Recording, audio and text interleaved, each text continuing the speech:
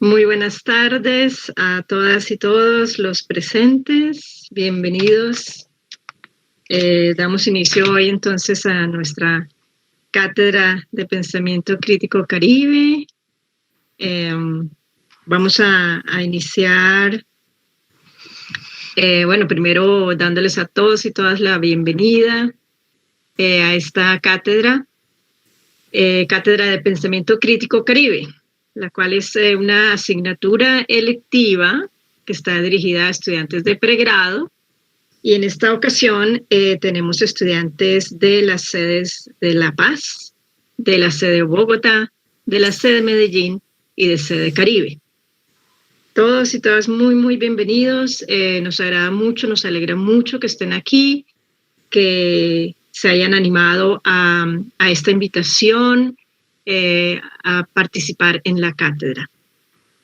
Ya tendré la ocasión de contarles un poquito más de ella, tal vez simplemente dar un marco general y contarles que esta cátedra o a esta cátedra anteceden otras cátedras que habíamos realizado a lo largo de los últimos años en la isla de San Andrés en forma presencial. Teníamos la cátedra en Rieta, tuvimos la cátedra en Rieta, que la realizamos en alianza con el Infotep y el Centro Cultural del Banco de la República. Posteriormente tuvimos la cátedra Archipiélago. Las cátedras se realizaban con el objeto, era una manera en que la universidad, nosotros, la sede Caribe, nos proponíamos sacar y llevar, a dar acceso, público a las personas, especialmente de las islas, sobre nuestras propias investigaciones, abrir debates sobre los temas de interés al archipiélago, especialmente dirigida, a construir una opinión argumentada, a promover la deliberación sobre temas de interés al archipiélago, y de manera que además pudiésemos promover, la pertenencia del archipiélago a la región Caribe o al Caribe, del cual nos va a conversar el profesor Alfonso Múnera.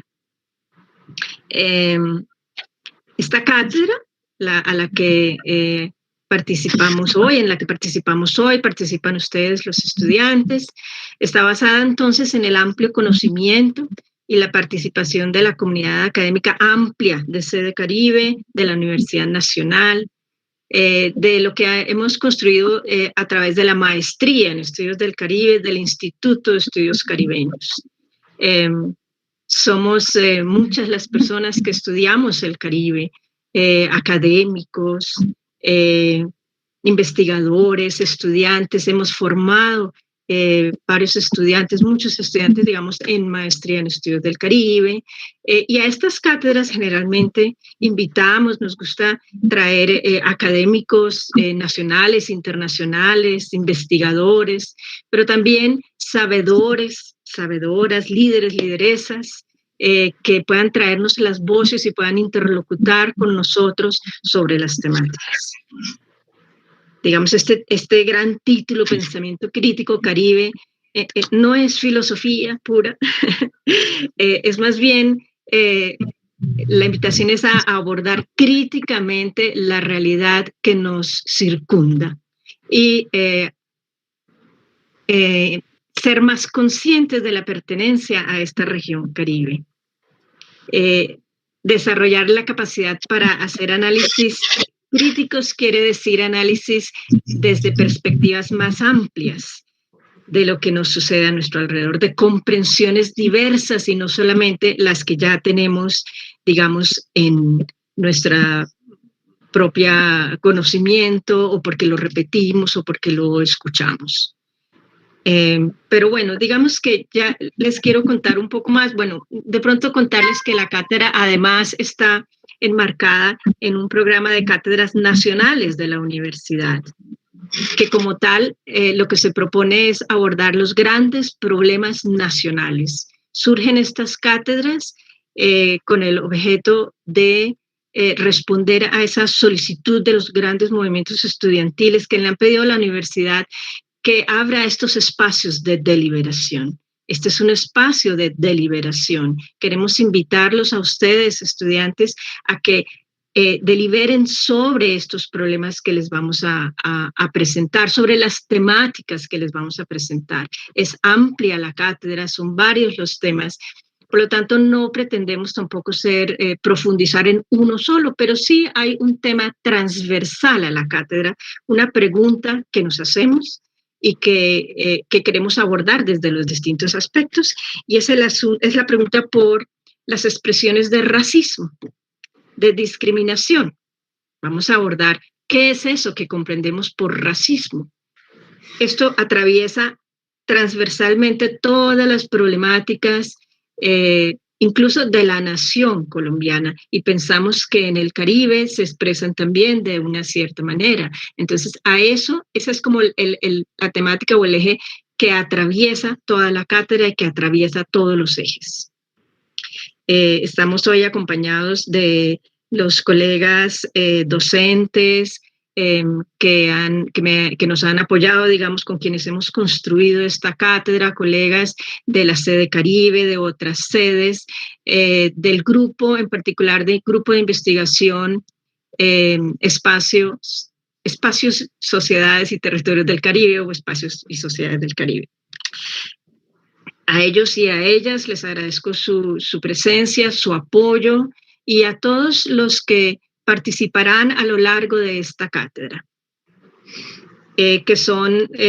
quisiéramos traer a muchos más invitados, quisiéramos realmente poder contar con todas ellas y ellas que han pasado por nuestras aulas, por nuestras cátedras que les comentaba anteriormente, para que compartieran con nosotros todos estos saberes y este interés que tenemos, digamos, en la región Caribe.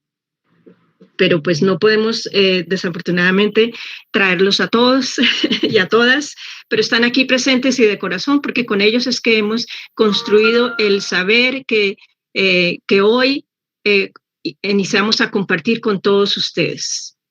Ojalá crear ese interés por profundizar más sobre qué es el Caribe, a qué llamamos Caribe, cómo se ve el Caribe desde Colombia, qué le podemos decir a nuestra gran nación colombiana sobre el Caribe, qué aprendizajes podemos tener y qué soluciones, porque entre otras también buscamos o queremos invitarlos a que ustedes, los estudiantes, nos ayuden a pensar sobre soluciones que tengan incidencia en la política pública de la nación hacia la solución de los grandes problemas. Pero bueno, eso ya lo conversaremos también un poco más en detalle.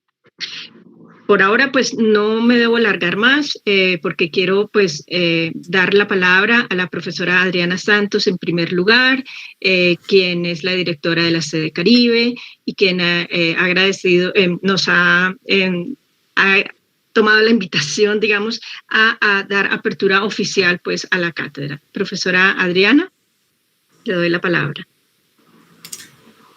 Buenas tardes, profesora Raquel, muchas gracias.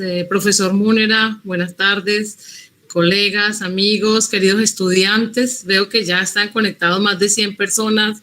En el canal YouTube también hay muchas personas y nos alegra muchísimo. Un cálido saludo desde la sede Caribe, la Universidad Nacional de Colombia, aquí en la isla de San Andrés, en el Mar de los Siete Colores. Es un honor para mí saludarlos, compartir con ustedes esta emoción de este trabajo juicioso, sistemático, planeado, que el grupo de profesores han venido construyendo paso a paso, y hoy tenemos este fruto maravilloso que es esta apuesta interdisciplinaria, interinstitucional, internacional que queremos ofrecerles. Ha sido un ejercicio, como lo mencionaba la profesora Raquel, de muchos años. La sede Caribe lleva 24 años en el territorio insular de Colombia, aprendiendo, enseñando, viendo las lecciones, y ha sido fruto también de esa gran apuesta que hace muchos años, hace cerca de 30 años, un grupo de profesores decidió que la Universidad Nacional debía apostarle a los territorios, sobre todo a las zonas de frontera, pero era la frontera del conocimiento, qué sabíamos de los vecinos, qué tan internacional era la nacional. Y el Caribe fue uno de los principales derroteros que aquí se tuvieron en cuenta, porque ustedes saben, tiene más de 26 países y 12 territorios asociados.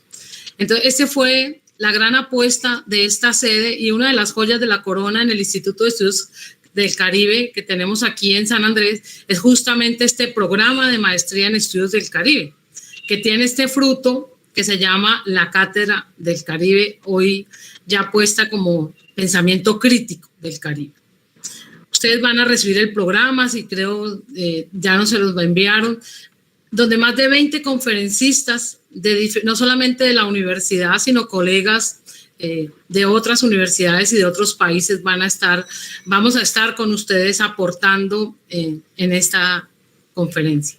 La universidad está comprometida con los estudios regionales, con los estudios del Caribe, más allá del saber qué es, cómo está, dónde está, qué hay, más de la estructura, sino la función, los procesos, los logros, las derrotas, los problemas que tenemos. Y por eso, bienvenidos ustedes a este viaje, a este barco. Quiero invitarlos a que se suban con emoción, con alegría. Les garantizo que cada vez que viajamos por el Caribe, no solamente el Caribe insular, el Caribe continental, sino ese gran Caribe, encontramos lo que el profesor Gerard Sarne nos enseñó. El Caribe tiene una gran diversidad en medio de su unidad, en medio de ese mar que nos abraza, ese mar interior que nos hace distintos, pero con esencias comunes. Entonces, eso es parte de lo que vamos a ver. Yo quiero invitarlos a que con mucha seriedad, con responsabilidad, con mucho entusiasmo, asuman este reto y durante estas casi 16 semanas que vamos a tener de encuentros, ustedes puedan aprovechar, puedan reflexionar, controvertir, debatir, con crítica, con propuestas, como nos decía la profe Raquel, con soluciones, con apuestas a todo lo que está pasando. Entonces, pues es una tarea muy linda, no va a ser tan rápida y tan fácil, pero sí estoy segura que la vamos a disfrutar y nos van a quedar también muchos temas por abordar, muchas preguntas por resolver, muchas discusiones por hacer, pero bueno, empecemos ahora con este invitado de honor que tenemos hoy de primera línea y que a quien le envío un abrazo muy cálido y le agradezco mucho siempre su participación en procesos académicos de la sede, en procesos de investigación, en procesos de extensión, desde los diferentes ámbitos que él ha asumido, no solamente como académico, como historiador, como amigo, sino como líder internacional. Muchas gracias por la invitación y gracias por estar aquí, y los dejo con la profe Raquel para continuar. Gracias, profe Adriana, muy amable. Entonces damos paso a, sin mayor preámbulo, a la presentación del profesor Alfonso Múnera Cavadía, nuestro invitado especial, a quien me permito presentar a ustedes. El profesor Alfonso Múnera Cavadía es historiador, investigador, profesor y ex embajador colombiano. Fue profesor de la Universidad de Cartagena hasta su reciente pensión, en donde su último cargo fue el de vicerrector de investigaciones, y fue profesor en varias universidades de Colombia y el mundo, entre ellas en la Universidad Nacional de Colombia, en la maestría en estudios del Caribe, y en la Universidad de Sevilla, en el doctorado de historia. En el año 2010 fue galardonado como uno de los 12 ciudadanos afrodescendientes destacados de Colombia. Ejerció como secretario general de la Asociación de Estados del Caribe entre el 2012 y el 2016. Y antes había sido embajador de Colombia en Jamaica y después en Trinidad y Tobago. Sus principales libros son Fronteras Imaginadas, La construcción de las razas y de la geografía en el siglo XIX colombiano, y El fracaso de la nación, región, clase y raza en el Caribe colombiano, 1717 a 1821, los cuales han sido reeditados recientemente. También se han publicado de su autoría Tiempos difíciles, La República del siglo XIX, una ciudadanía incompleta. Otro es Manuel Zapata Olivella, Por los senderos de sus ancestros. Rafael Núñez, Ensayos de Crítica Social, publicado en 1995. Ensayos costeños, de la colonia a la república, 1770 a 1890, publicado en 1994. Además, por supuesto, ha escrito varios capítulos de libros y artículos en revistas científicas relacionadas con la historia del Caribe colombiano. Es para nosotros una alegría que el profesor Alfonso haya aceptado participar. Ha sido de verdad, alegró muchísimo nuestra maestría como docente directamente para nuestros estudiantes, y hoy lo tenemos aquí para todos ustedes en el pregrado. Es realmente un honor. Muchísimas gracias, profe. Le doy la palabra. Pues muchísimas gracias. Muchísimas gracias a Raquel, a Adriana, Yusmidia, viejas amigas. Utilizó la palabra vieja en el mejor sentido, en mucho tiempo, mejor dicho. Estamos jóvenes todavía, muy jóvenes. A Luz Amparo Sanabria, que está aquí, y a todos los que están colaborando en esta linda actividad. Bueno, y muchas gracias, por supuesto, a la sede de la Universidad Nacional de San Andrés, al Instituto de Estudios del Caribe, del cual yo fui casi que podría decir fundador, porque incluso cuando lo estaban creando, participé allí en toda la discusión de cómo debía ser el instituto, de cómo se debía formar, etcétera, etcétera. Y luego, bueno, estuve allí en las maestrías, la llevamos a Cartagena, en fin, tengo una larga historia enriquecedora y además, para mí, como profesor, que es lo que he sido y he querido ser a lo largo de mi vida, una historia bastante emotiva y importante en mi vida. Bueno, Raquel dijo una palabra que tiene una connotación muy importante. Ella dijo, el profesor Múnera, estuvo en la maestría y nos alegró. Bueno, en realidad yo creo que la alegría es uno de los fundamentos claves de la cultura caribe. Quizá voy a empezar por ahí un poquito desordenado, quizás, pero vamos a conversar sobre este tema tan apasionante que es el Caribe. La alegría. Aquí empieza lo fascinante del Caribe, ¿no? ¿Cómo es posible que una región cuyo fundamento demográfico fue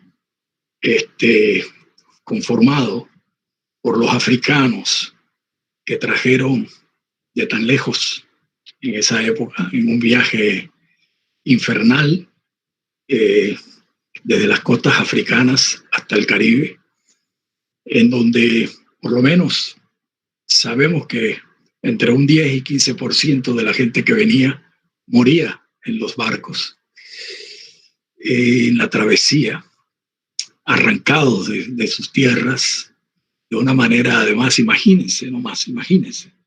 Ustedes están en su casa, en la casa de sus abuelos, de sus padres, y de pronto llegan unos extraños, los capturan como animales, los meten en un fuerte, en una fortaleza, los meten en un barco en las condiciones más horribles, ignominiosas, espantosas, en donde donde ni siquiera tener las más elementales necesidades, y los traen un mes, 40 días en un barco, y los depositan en una tierra extraña, y les entran a látigo y los encadenan y los llevan a trabajar horas y horas y horas y horas. Imagínense lo que debió ser ese profundo trauma. Y entonces uno dice, Dios mío, y esa misma gente que vivió eso construyó la alegría, construyó la región más alegre del continente, prácticamente de la tierra. García Márquez solía decir, medio en broma y medio en serio, que la alegría de los caribeños no era sino una forma de ocultar su tristeza. Bueno, es una frase muy linda en todo caso, es muy significativa. Construimos la alegría, construimos la música más alegre de la humanidad. Construimos los bailes más alegres. Recibimos eso como una extraordinaria herencia que tenemos que mantener. Y además con un profundo optimismo de que si aquellos seres, nuestros tatarabuelos, fueron capaces de sobrevivir a tanta tragedia y fueron capaces de construir la alegría, pues entonces nosotros tenemos que ser profundamente optimistas en que tenemos una reserva emocional extraordinaria con la cual podemos enfrentar muchísimas adversidades. Y bueno, ¿qué es esto del Caribe entonces? Hoy se habla tanto, ¿verdad?, del Caribe, y la palabra resuena, ¿no?, la música del Caribe, en fin, con unas connotaciones muy particulares. Pero ¿qué es el Caribe? Vamos a empezar por verlo en un mapa. Y yo creo que viéndolo en un mapa vamos a poder explicar mejor qué es esta región del Caribe y cómo podemos entenderla. Y lo vamos a hacer aclarando siempre una cosa. Sobre el Caribe hay muchas interpretaciones, muchas. Yo le voy a pedir a los Amparo que pongan el mapa a ver si podemos trabajar con él. Sobre el Caribe hay muchas interpretaciones y hay muchas maneras de definirlo, ¿no? Pero quizás lo primero que deberíamos entender todos los que estamos aquí es que nosotros somos un pueblo caribe. Colombia es una nación caribe. Es decir, nosotros, los colombianos, tenemos la gracia de tener muchas identidades geográficas que no son excluyentes de ninguna manera, sino enriquecedoras. Tenemos una región pacífica, tenemos una región andina, tenemos una región llanera, amazónica, tenemos una gran región caribe, y una región además muy peculiar, porque tenemos el Caribe insular, ¿verdad? San Andrés, Santa Catalina, Providencia, y tenemos el Caribe continental, ¿verdad?, al cual pertenecen los departamentos hoy de la costa caribe colombiana. Pero también deberíamos decir lo siguiente, y esto es muy importante. Colombia es una nación que no se puede entender sin el Caribe. Y claro, pues no lo hemos enseñado de esa manera quizás, pero ya es hora de que lo empecemos a enseñar. Si uno arranca, digamos, si uno se situara en el momento fundacional, sabiendo por supuesto que hay una historia anterior riquísima, amplísima, una historia de los pueblos nativos, ¿verdad? Una historia extraordinaria. Bueno, ahí tenemos el mapa y ahora vamos a hablar de él. Sabiendo que hay una historia anterior sumamente rica, extraordinaria, de los pueblos nativos colombianos, entre los cuales estaban los que habitaban en el Caribe. Pero si nos situáramos en el momento en que empieza esta nueva historia, con la llegada de los conquistadores españoles y con la llegada de los pueblos africanos, en fin, si nos situáramos en el siglo XV y arrancáramos en el siglo XV hasta el siglo XX, todo lo que entra y sale, no todo, pero en general, lo que entra y sale a todo el interior de la República, es decir, a Bogotá, a Medellín, etcétera, entra y sale por las dos costas, no tiene otra manera. O sea, entran y salen por el Pacífico o entran y salen por el Caribe. No hay otra manera de salir o entrar. De manera que durante siglos, además, en el Pacífico, pues estaba prohibida la navegación por el atrato hasta el siglo XIX, hasta la creación de la República. De manera que entonces la circulación de las mercancías y de los productos por ahí era muy difícil, y mucho menos para traerlos al interior. O sea que todo estaba saliendo y entrando básicamente por el Caribe, por los puertos de Cartagena, de Santa Marta, de Barranquilla posteriormente. De manera que los alimentos, la ropa, los materiales de trabajo entraban por el Caribe, y por el Caribe salía lo que vendíamos. De manera, pues, entonces, dicho esto, quiere decir que el Caribe era como nuestra puerta de entrada y de salida al país. Y lo fue así todavía en el siglo XIX. Todavía en el siglo XIX. Claro, ya en el siglo XIX en la República del Pacífico también empezó a jugar un papel importantísimo, de lo cual habría que hablar en otras circunstancias, ¿verdad? A través de Panamá, en fin. Bueno, lo primero que tenemos que entender, este país no existe sin el Caribe. No existe sin el Caribe. Sin embargo, eso no solemos pensarlo, no solemos tenerlo en la mente. Y de paso les quiero decir una cosa. Si no fuera por las islas de San Andrés y de Providencia y de Santa Catalina y de otros cayos que tenemos en el Caribe, nuestra frontera marítima sería mínima. No tendríamos esta zona de reserva marítima que tenemos, y que también será seguramente motivo de otra charla, y que la hemos defendido tan mal. Y bueno, ya no voy a hablar de esto, pero que ha sido un verdadero desastre. Vamos al mapa, a ver, vamos al mapa y vamos a familiarizarnos. La historia sin la geografía no existe, no existe. No existe. Las ciencias sociales sin la geografía no existen. La historia del ser humano, el estudio del ser humano en cualquiera de sus manifestaciones sin la geografía no existe. Nosotros somos seres formados por dos categorías, el tiempo y el espacio. No puede haber un historiador que me diga a mí, voy a escribir sobre el ser humano en el aire. Eso no existe. No existe. El ser humano existe en un espacio. Hay que situarlo siempre en un espacio. Y bueno, pues entonces empecemos por saber cuál es ese espacio del Caribe. Y aquí empiezan los problemas. Aquí empiezan los líos con el Caribe. ¿Cómo lo definimos? Y entonces, claro, hay que recordar una frase de Norman Gerban, el gran economista caribeño, ¿verdad? Que decía con mucha sabiduría, para poder definirlo hay que utilizar siempre un contexto. Es decir, hay que saber en qué contexto lo vamos a poner. Y entonces así, pues, podemos utilizar una definición u otra. Pero lo cierto es que inicialmente, digámoslo así, la palabra Caribe tenía mucho que ver en sus orígenes con esta cosa medio mítica de los indios caribes que construyeron los españoles, ¿verdad?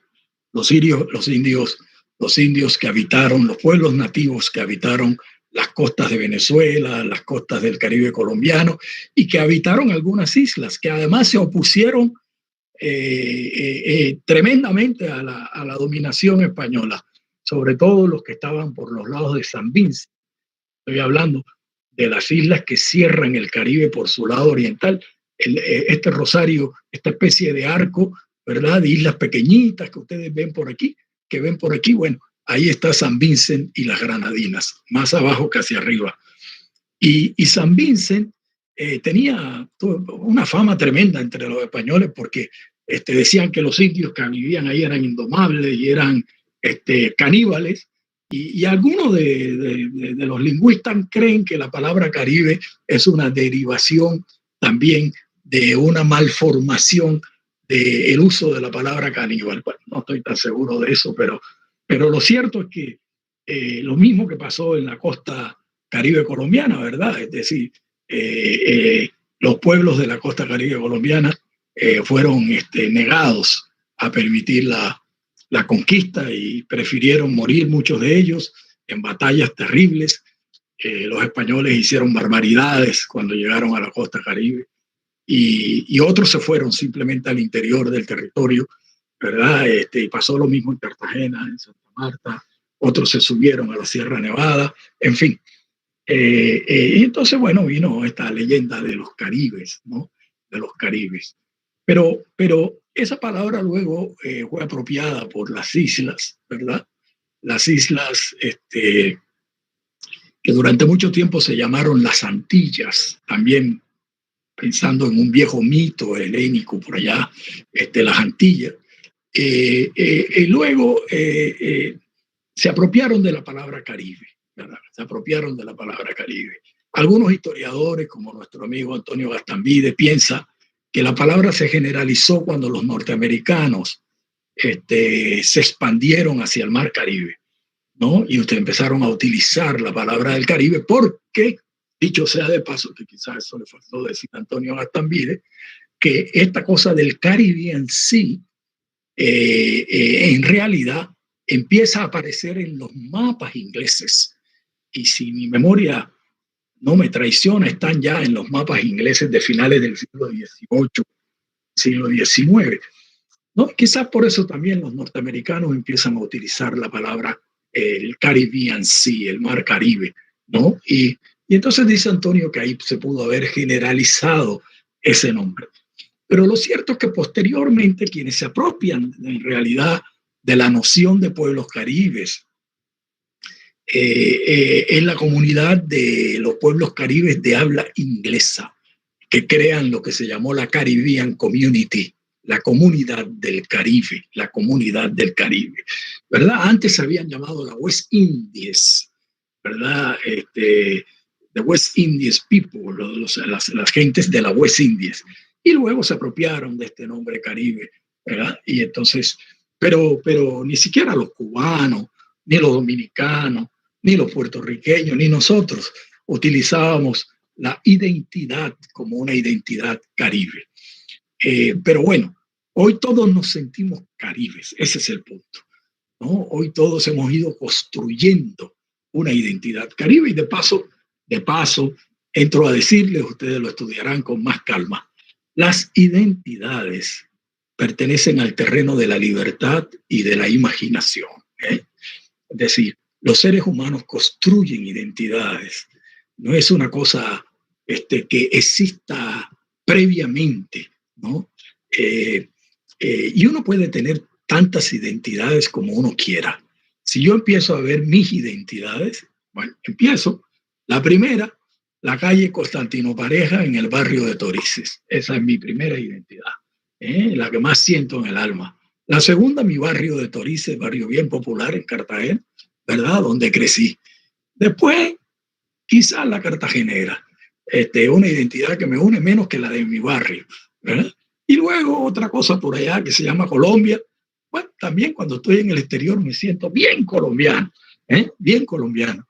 Pero también entonces me siento bien caribe, bien caribeño, ¿no? Porque me he construido una identidad caribeña. Claro, las identidades tienen sustento en la realidad. Yo ahora no me puedo venir a decir que yo tengo una identidad pastusa.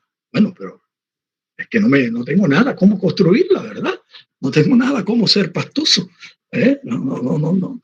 Sería bueno, una locura, porque nada me hace sentir a mí pastuso, ¿no? Como podría sentirse un pastuso, una persona o huilense, ¿no? Pues yo no sé, nunca he estado, ni siquiera creo que pasé alguna vez por Neiva, pero en cambio me siento muy caribe, y ahora vamos a hablar después un poco de esto de la identidad, ¿verdad? De esto de la identidad. Pero veamos el mapa que es clave. Ahí tenemos precisamente el Caribbean Sea, que no todos los mapas tienen ese nombre, para nada. Hay muchos mapas del siglo XVII, muchos mapas del siglo XVI que no tienen ese nombre. Tienen otros nombres, pero no tienen el nombre del Caribbean Sea. Ahí vamos a ver por un lado las llamadas Antillas Mayores. ¿Cuáles son las Antillas Mayores? Pues bueno, Cuba, ¿verdad? Haití y Santo Domingo, que comparten una isla. Aquí empiezan las cosas peculiares del Caribe, ¿verdad?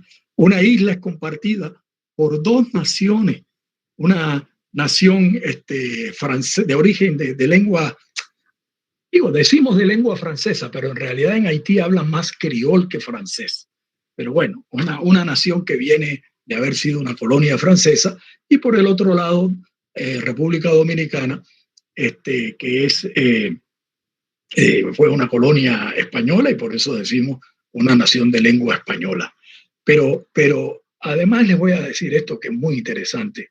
Si uno se pone a pensar en muchas de estas cosas que pasan en el Caribe, y ahora lo vamos a ver cuando miremos las islas pequeñas, uno va a encontrar una diversidad impresionante, absolutamente impresionante. Pero sigamos con las Antillas Mayores. Entonces tenemos Cuba, tenemos Haití, República Dominicana, y más pequeño acá al otro lado tenemos Puerto Rico, ¿verdad? Puerto Rico. Y abajo de Puerto Rico tenemos, y abajo de Cuba tenemos Jamaica, ¿no? Jamaica. Por eso la relación, y ahora después vamos a seguir viendo. Si ustedes miran el mapa, si te ponen a mirar el mapa allí, Jamaica, y tiran una línea recta hacia abajo, ustedes llegan directo a la costa caribe colombiana. Directito llegan a la costa caribe colombiana. Llegan a Cartagena, Barranquilla, Santa Marta. Cuando estuvo aquí en Cartagena el gran escritor Edouard Glissant, uno de los grandes pensadores del Caribe y de los grandes pensadores del siglo XX, aquí le dimos un doctorado honoris causa en la Universidad de Cartagena. Y llevamos a Edouard Glissant, lo llevamos a comerse un pescado allí a las playas nuestras, y lo llevamos un día de semana. Y entonces él quiso sentarse en una roca allí al lado del mar. Y entonces hizo con sus manos un barquito de papel. Ya él era un hombre de 70 años, gran escritor. Varias veces fue promocionado para el premio Nobel. Y cogió el barquito y lo echó en el mar Caribe. Y me llamó y me dijo: Alfonso, ese barquito, si los vientos ayudan, va directo para Jamaica. Bueno, era una metáfora, ¿no? Era una metáfora, a fin de cuentas. Era porque, claro, no va directo para Jamaica, pero se va a hundir ahí en cualquier momento en el mar. Pero era queriendo decir todo lo que nos unía. El mar nos une, ¿verdad? No nos separa, nos une. Es una gran avenida. Era la gran avenida desde el siglo XVI, desde tiempos inmemoriales, porque los nativos surcaban el mar, los caribes y los pueblos nativos transitaban por el mar y se comunicaban. Pues bueno, hasta el siglo XX, que surgió la aviación, el mar era nuestra principal avenida, era nuestra avenida que nos unía con el mundo, ¿verdad? Bueno, sigamos con el mapa. Ahí tenemos entonces las Antillas Mayores. ¿Y cuáles son entonces las Antillas Menores? Pues el resto de islitas y de pequeñas y medianas islas, sobre todo las que ya les mostramos, el arco que cierra al Caribe, ¿verdad? Y ahí están, bueno, toda una cantidad enorme. Ahí está, desde abajo, Trinidad y Tobago, que está aquí encimita de Venezuela, ¿verdad? Encimita de Venezuela, donde yo viví 6 años, por cierto. Y luego sigue Grenada, y luego sigue San Vincent, más hacia afuera, la isla que está más hacia el este, Barbados, ¿verdad? Y luego sigue Santa Lucía, luego sigue Dominica, en fin, todas las que están allí habitadas. Guadalupe, San Kitts, Antigua, en fin, todas ellas. Y hay cosas fascinantes. Por ejemplo, hay una isla que no la veo aquí en este mapa, pero bueno, eso es normal en estos mapas. Hay una isla que queda al norte del arco, por acá arriba. Hay una isla que se llama San Martín. Es chiquitita, es una isla muy pequeña, se puede recorrer en, no sé, en 1 hora, un par de horas, ¿no? Y esa isla tan pequeñita tiene 2 países, ¿no? Y una calle que separa a los 2 países, y uno nunca sabe cuándo ha pasado de una calle, de un país al otro, ¿no? Esa isla se la divide en Holanda y Francia. Holanda y Francia. Y fíjense cómo son las culturas. Cuando uno quiere comer bien, dice uno, va a la isla, parte francesa, a los restaurantes franceses. Y cuando uno quiere irse de farra, cuando uno quiere irse de fiesta, Entonces se va a la parte holandesa, a una gran calle donde están discotecas, bares, etcétera. Y define muy bien la personalidad de las dos naciones, ¿verdad? O por lo menos una de las características culturales de las dos naciones. Pero eso es el Caribe, ¿no? Eso es el Caribe. Ahora, la inmensa mayoría de estas islas que están aquí en el arco son islas de habla inglesa, digámoslo así, ¿no? De habla inglesa. Es decir, fueron islas conquistadas. Al final de cuentas, en el siglo XVIII, eran islas que pertenecían, casi todas, pertenecían al imperio inglés, excepto algunas como Martinica, ¿verdad? Que era del imperio francés, Martinica, Guadalupe, que también era del imperio francés, Santa Lucía, que fue en una época del imperio francés y luego pasó al imperio inglés también, ¿verdad?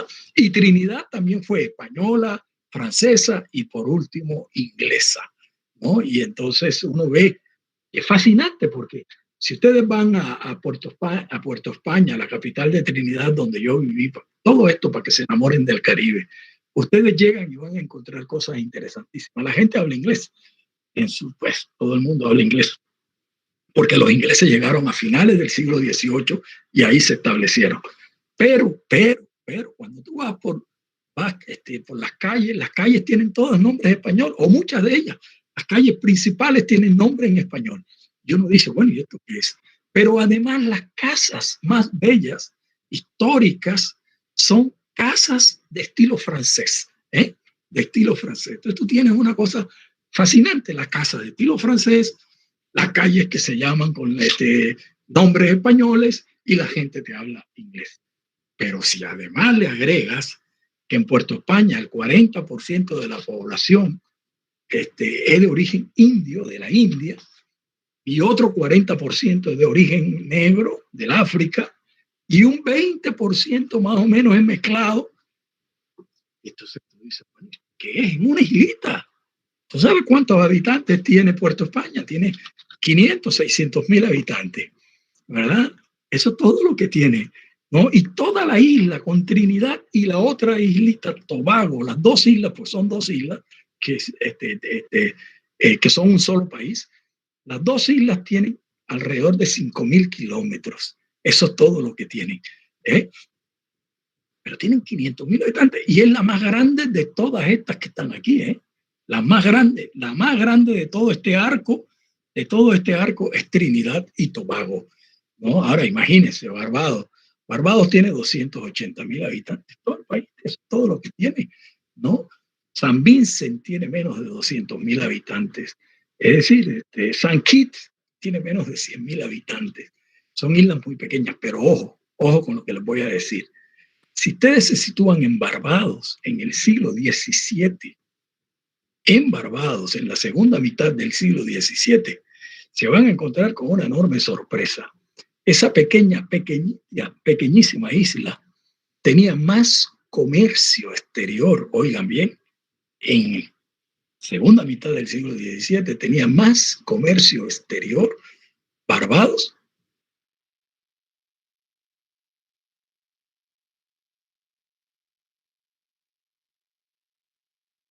ricas del mundo y era una de las niñas de los ojos del comercio exterior inglés, ¿no? Después será sobrepasada por Jamaica, pero otra isla más pequeña todavía que Barbados, Antigua, que está más arriba, Antigua, más pequeña todavía, era una isla inmensamente rica y producía enormes cantidades de dinero. Ahora, ¿quién trabajaba esa riqueza? ¿Quién la trabajaba?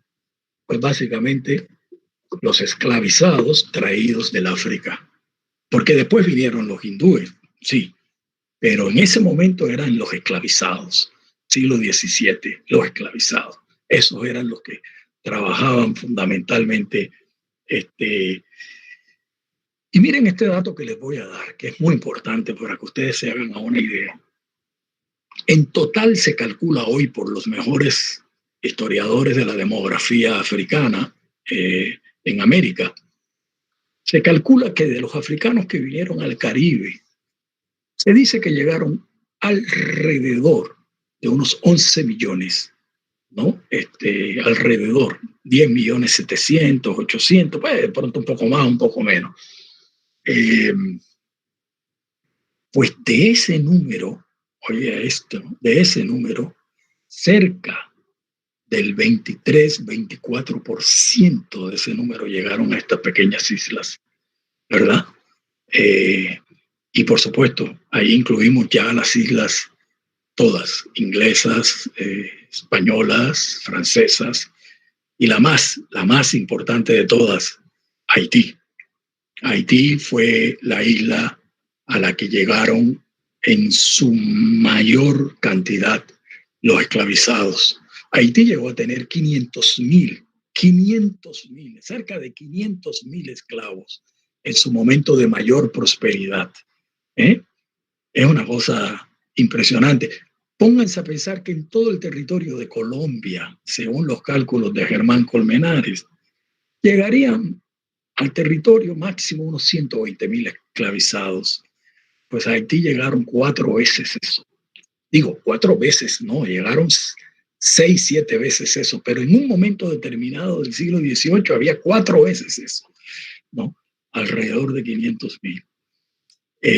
Para que entonces vayamos mirando un poco la realidad del Caribe. Esas eran pequeñas islas, pero eran intensamente productivas. ¿Y cuál era la producción que las caracterizaba?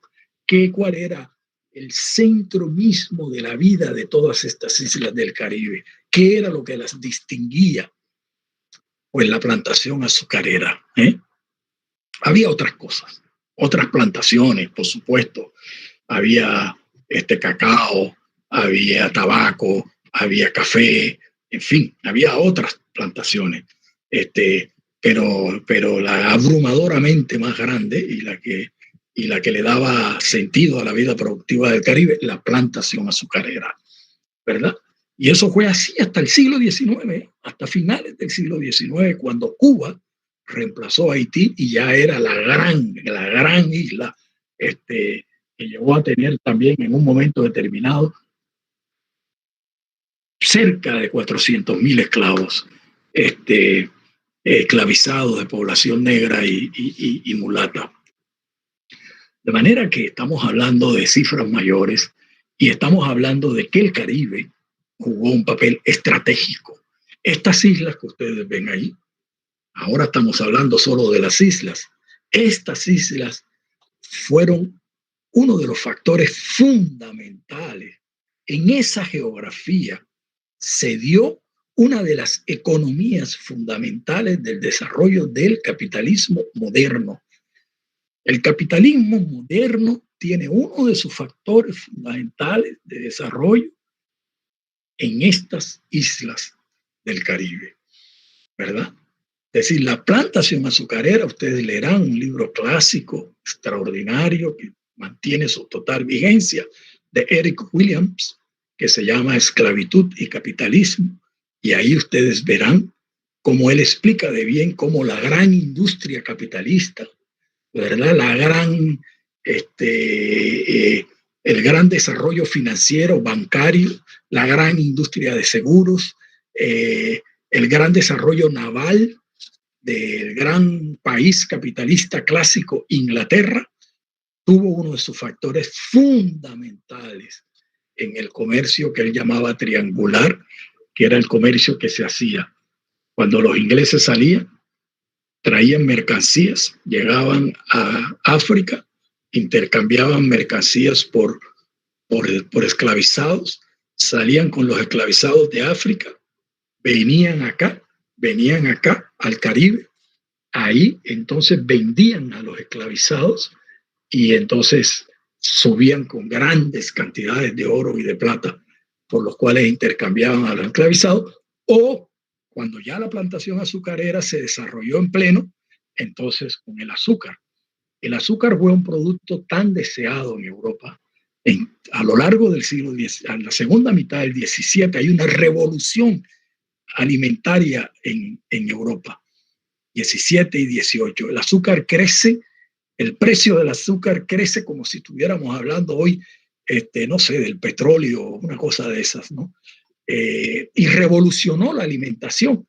Además, acuérdense que en ese momento están creciendo las industrias.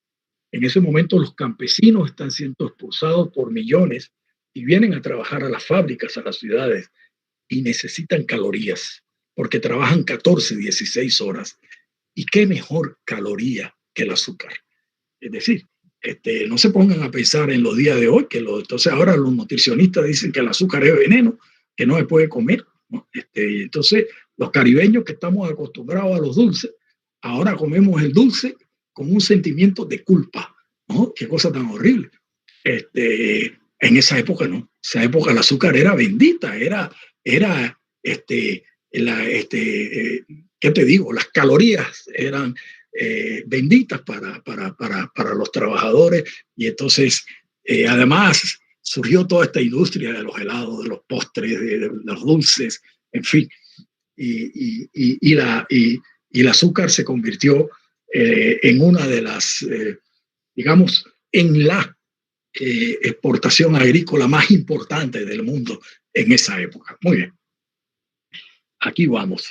Pero además de toda esta Caribe insular, hoy entendemos que el Caribe también es todo este litoral, ¿verdad? Este litoral que arranca desde acá abajo, por acá hacia el este está Guyana, y debajo de Guyana está Surinam. Entonces, y alguna gente dice incluso que las costas del Brasil, que están allí abajo de Venezuela. Entonces, si uno agarra de por ahí todo este litoral, ¿verdad? Toda esta zona, y sube hasta México, ¿verdad? Hasta México. Entonces uno dice, ese es el Caribe continental, el Caribe continental, ¿verdad? Y además, hay cosas fascinantes también en esta historia del Caribe continental. Por ejemplo, toda esta costa que arranca aquí de Panamá, de Centroamérica, hasta Belice, fue poblada por los caribeños insulares, por los caribeños insulares, Honduras, Belice, Nicaragua, Costa Rica, Panamá, por los caribeños insulares, y Panamá además por el canal de Panamá.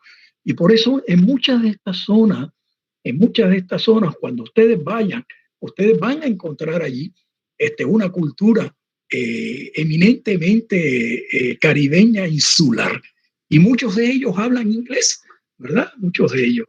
Puerto Limón fue importantísimo dentro del conjunto cultural caribeño, ¿verdad? Bloomfield en Nicaragua, importantísimo, ¿no? Y San Pedro Sula toda esa zona de San Pedro Sula hacia la costa tuvo también un poblamiento fuerte de caribeños insulares. Belice ni hablar, ¿verdad? Ahora, hacia la otra costa caribeña que arranca allá en Colombia, ¿verdad? Y llega hasta Venezuela, está poblada fundamentalmente por caribeños de lengua hispánica. Pero si uno sigue a la Guyana inglesa y luego a Surinam, pues entonces otra vez nos encontramos con el Caribe inglés. O sea que es un mosaico de diversidad lo que encontramos en el Caribe. Y en cada lugar vamos encontrando expresiones culturales distintas.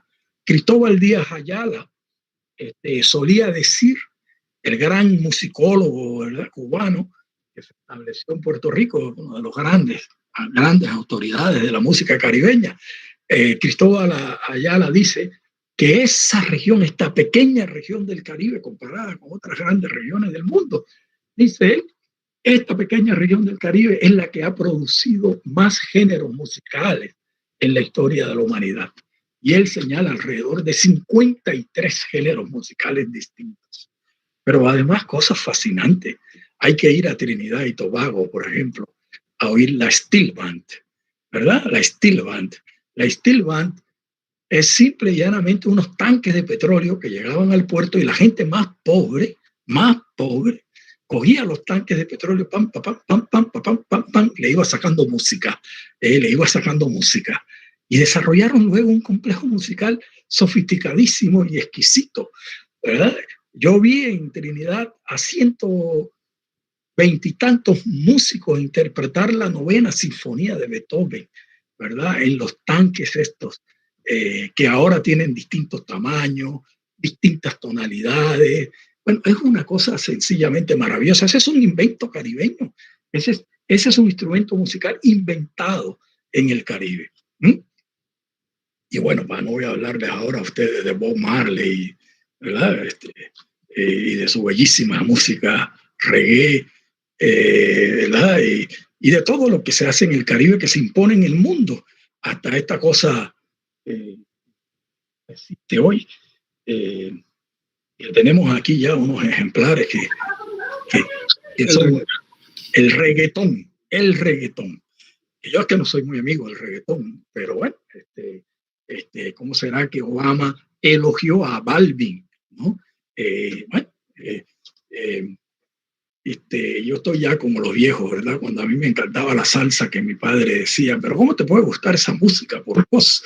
¿No? Bueno, así estoy yo con mi hija cuando habla maravilla del reggaetón y no sé qué y tal. Bueno, en fin.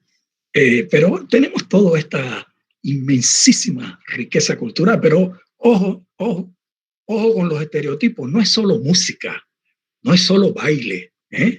Tenemos 3 premios Nobel en las islas del Caribe, y si le agrego a García Márquez, tenemos 4 premios Nobel de literatura. No voy a hablar de paz, pero premios Nobel de literatura, ¿verdad?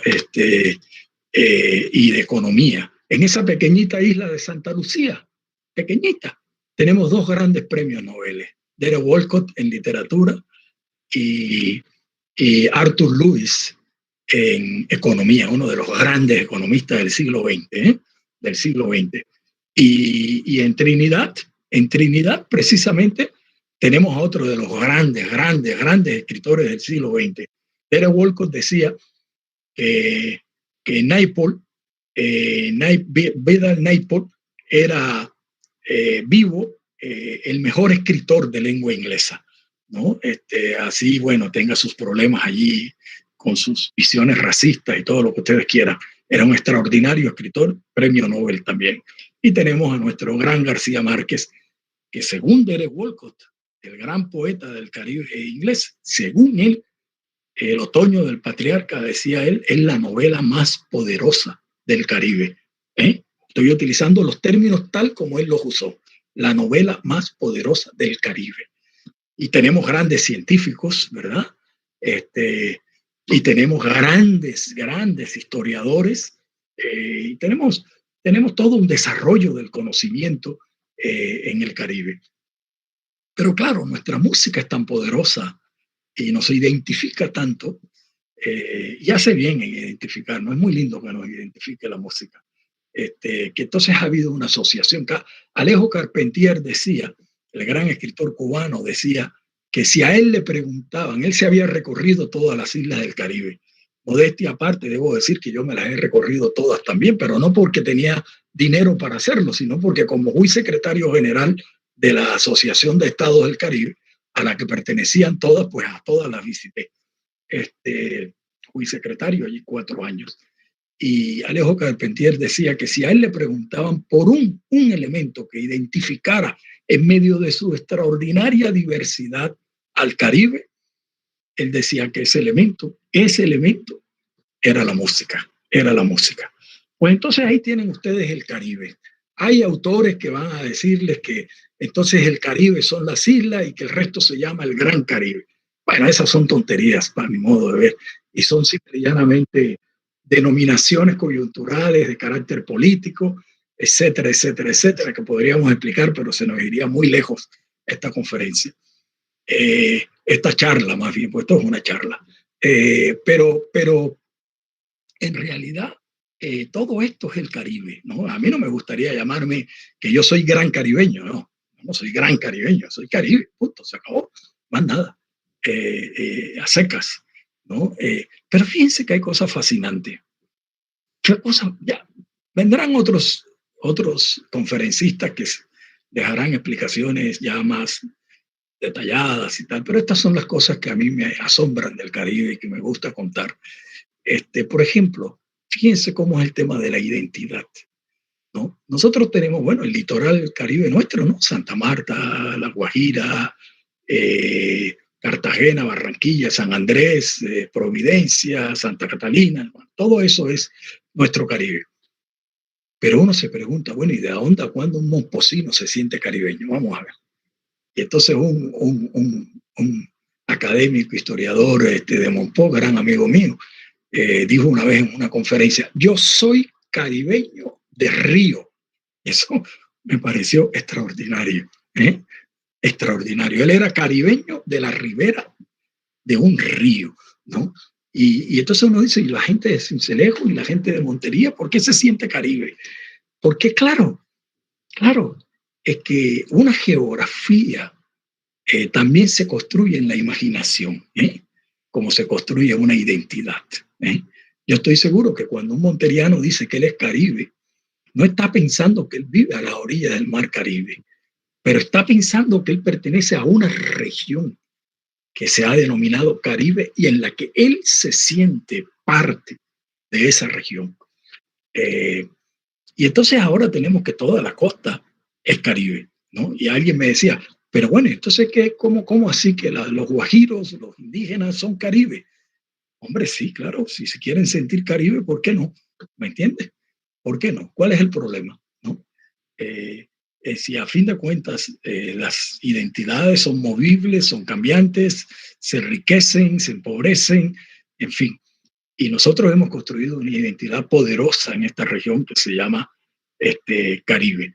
Pero además necesitamos ahora que Colombia se sienta toda Caribe y lo estamos logrando, ¿verdad? Porque de alguna manera, si yo les cuento la Bogotá a la que yo fui, cuando yo tenía 16 años que me fui a estudiar a Bogotá, bueno, yo no me devolví porque mi padre, que estaba de peleas conmigo y con muchas razones, me dio el pasaje de ida y yo no tenía cómo devolverme.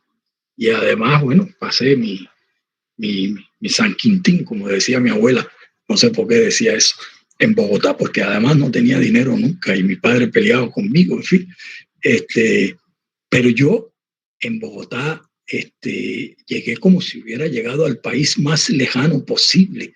Es decir, cuando yo me bajé del avión en Bogotá, ese día a las 3:30, 4 de la tarde, esto no es solo literatura de García Márquez, esto es real en la Bogotá de hace 50 años. Exactamente, no, 51. No me voy a quitar a la edad, voy a cumplir 68 este año. Yo tenía de 16 para 17. Hace de 51, 52 años yo llegué a Bogotá. Y entonces llegué a Bogotá y me bajo del avión y esa llovizna allí que no se acababa nunca. Yo creo que llovió no sé cuántos meses seguidos. Y esa oscuridad, ¿verdad? Y todo el mundo vestido de negro, todo el mundo con paraguas negros. Y yo decía, Dios mío, ¿dónde estoy yo? ¿Verdad? ¿Qué es esto? Y además el vocabulario. Pero tengo una anécdota mejor. Yo me había criado en un barrio popular de Cartagena, Torices, muy popular y muy negro además. Y allí yo nunca había oído un vallenato en mi vida, pues. Yo no sabía qué era eso, un vallenato, ni idea. Un villancico. Nosotros cuando llegaba la Navidad la festejábamos con música de Alfredo Gutiérrez y vaina. Yo nunca había oído un villancico. Probablemente la gente de clase media y alta lo había oído. Yo nunca lo había oído en Torices. Y viajamos a Bogotá. Tenía yo 11 años, 10 años. Mi hermano tenía 9, algo así. Viajamos los dos a casa de un tío de clase media alta. Ese era ese tío mío. Y entonces llegamos a esa casa y estábamos en el segundo piso y de pronto vimos abajo una gente cantando. Y mi hermano David me preguntó, oye, ¿quién se habrá muerto aquí? Porque qué música tan triste. Y bajamos y esto era un villancico que estaban cantando. Fíjate cómo éramos de distintos, la verdad, y el vocabulario y todo. Pues yo hoy sostengo que la ciudad más colombiana que hay es Bogotá. Es decir, más colombiana en el sentido de que allí se están dando unas fusiones intensas. Ahí se está encontrando toda Colombia de una manera intensa y están recreando en esa Bogotá las muchísimas identidades nuestras y los muchísimos encuentros de nuestra gente y de nuestras distintas regiones. Y eso me parece fascinante, ¿no? Y entonces ahora uno va por la Séptima o por cualquiera de esas avenidas y el chofer tiene a todo volumen un vallenato, ¿no? O una salsa. Eso era imposible cuando yo tenía 16 años. Imposible. Eso no se podía hacer, mejor dicho. y uno ve los colores por toda la ciudad, ¿verdad? Los jóvenes vestidos y las jóvenes vestidas de colores, ¿verdad? Y a mí me produce fascinación esto, ¿no? Porque siento que hay algo allí que se está transformando enormemente y es ese encuentro feliz de una nación que estuvo fragmentada, que se formó y creció y se consolidó mediante una terrible fragmentación de regiones, etcétera, y que hoy se ha encontrado. Y en ese sentido, Bogotá a mí me gusta mucho, no para vivir porque no me gusta el frío, pero me gusta mucho estar en Bogotá y ver esto, ver esta cultura que está creciendo y se está desarrollando allí. Pues entonces, Colombia tiene que entenderse también como un país caribe, tiene que recrear su pasado caribe, tiene que entender y solo en la medida en que nos entendamos y empecemos a entender que somos una nación extraordinariamente rica, diversa, con desarrollos estupendos en el Pacífico, en el Caribe, en el sur. Cuando empecemos a recrear todo esto y cuando empecemos a sentir que el viejo bambuco del Tolima es una belleza y que la música llanera es una belleza y que el Caribe es una maravilla y que las sabanas de Bogotá son bellas, iremos combatiendo el racismo, eso de que habló Raquel. Iremos construyendo respeto, tolerancia e iremos construyendo una nación más completa. Cuando yo escribí El fracaso de la nación, alguien me preguntaba por qué le había puesto yo ese nombre a ese libro.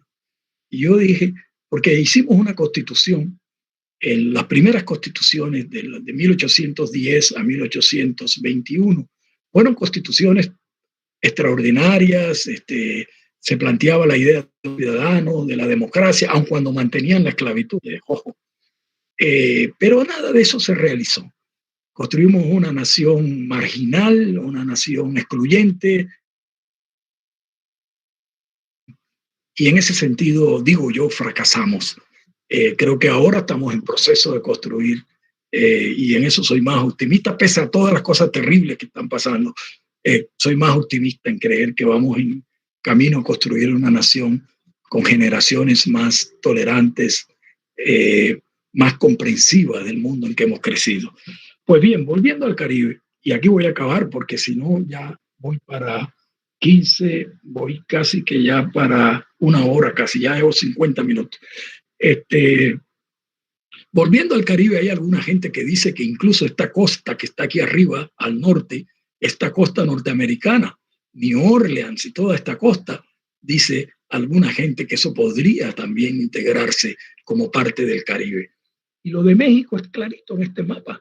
Si ustedes ven, México vende ahora el turismo de Cancún como un turismo caribeño, ¿verdad? Está ahí pegado a La Habana. Esto es lo que explica, entre otras cosas, por qué precisamente México fue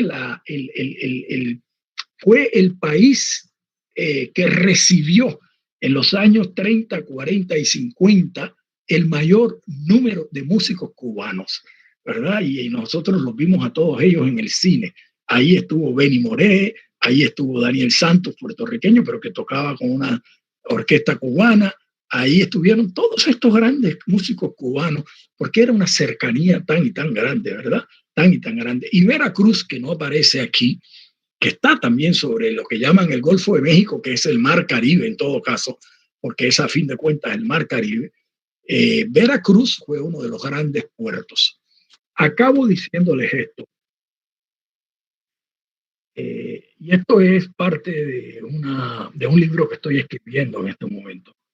En los estudios que estoy haciendo, una de las cosas que parecen obvias, pero que no se ha dicho, es que Cartagena, por Cartagena entraron por primera vez los esclavos, eso lo he dicho yo muchas veces, los esclavizados africanos. Entraron a América por Cartagena, porque Cartagena era el puerto autorizado para el tráfico de esclavizados. Entonces, claro, voy a aclarar, entraron inicialmente a Santo Domingo porque allí llegaron inicialmente los españoles y fue la gran ciudad inicialmente en América. Pero el gran comercio de la esclavitud, el gran comercio ya a escala, se organizó teniendo a Cartagena como el puerto de entrada.